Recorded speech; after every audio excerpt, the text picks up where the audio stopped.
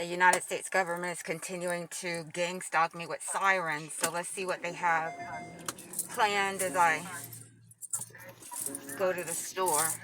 Of course, they're stocking my food supply. So they know I have to go to the store. So let's see what they have planned for me going to the store. They had the neighbor next door banging on the walls at 2 a.m. this morning.